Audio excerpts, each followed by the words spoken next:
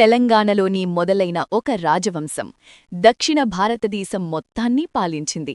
ఆ రాజవంశం ఏదో తెలుసుకుందాం రండి. దక్షిణ భారతదేశ చరిత్రలో ఒక స్వర్ణయుగంగా తెలంగాణ గడ్డపై పురుడు పోసుకున్న తొలి విశాల సామ్రాజ్యం శాతవాహనులు. మౌర్య సామ్రాజ్య పతనం తర్వాత దక్కన్ పీఠభూమిలో బలమైన పునాది వేశారు. 4 రాష్ట్రాల్లో తమ జెండాను ఎగురవేశారు. శాతవాహనులు అంటే వాహనాన్ని పొందినవాడు అని అర్థం. కన్నడ భాషలో దీనికి రైతు అని కూడా అర్థం. పురాణాలు వీరిని ఆంధ్ర భృత్యులు అని కీర్తించాయి.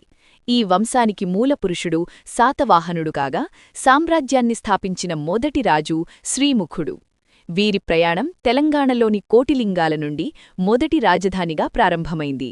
ఆ తర్వాత మహారాష్ట్రలోని ప్రతిస్థానపురం రెండవ రాజధానిగా, ఆంధ్రలోని ధాన్యకటకం మూడవ రాజధానిగా విరాజిల్లాయి.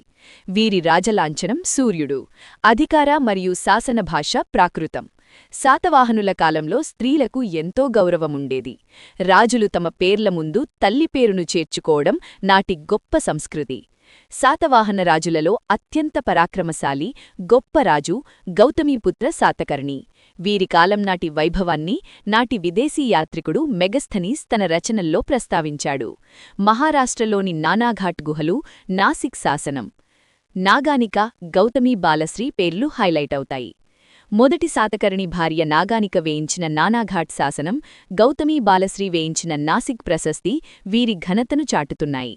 కళింగరాజు ఖారవేలుడు మరియు సకరాజు రుద్రదాముడు కూడా తమ శాసనాల్లో శాతవాహనుల ప్రస్తావన తెచ్చారు. శాతవాహనులలో అత్యధిక శాసనాలు వేయించిన ఘనత రెండవ పులోమావికి దక్కుతుంది. అద్భుతమైన మరియు ఆధ్యాత్మిక భావన కలిగించే గంటల శబ్దం. వీరు హిందూ ధర్మాన్ని పాటించినా బౌద్ధాన్ని అంతే ప్రేమతో ఆదరించి ఆనాడే మత సమరస్యాన్ని చాటారు. వీరి కాలంలో ఆర్థిక వ్యవస్థ పటిష్టంగా ఉండేది. వ్యాపార లావాదేవీల కోసం కార్సాపణములు అనే నాణాలను ఉపయోగించారు. యజ్ఞశ్రీ శాతకర్ణి కాలంలో విదేశీ నౌకా వ్యాపారం జోరుగా సాగింది. ఓడగుర్తు ఉన్న నాణాలే ఇందుకు తిరుగులేని నిదర్శనం. క్రీస్తుశకం మూడవ శతాబ్దం నాటికి మూడవ పులోమావితో ఈ మహాసామ్రాజ్యం అంతమైంది. దీని గురించి మాకెదోనీ శాసనం వివరిస్తుంది. తరాలు మారినా దక్కన్ పీఠభూమిపై వారు చెక్కిన చరిత్ర చెరగనిదే.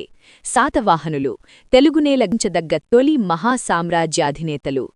ఇలాంటి ఆసక్తికరమైన హిస్టరీ ఫ్యాక్ట్స్ కోసం మా ఛానల్ను ఫాలో చేయండి. Thank you for watching.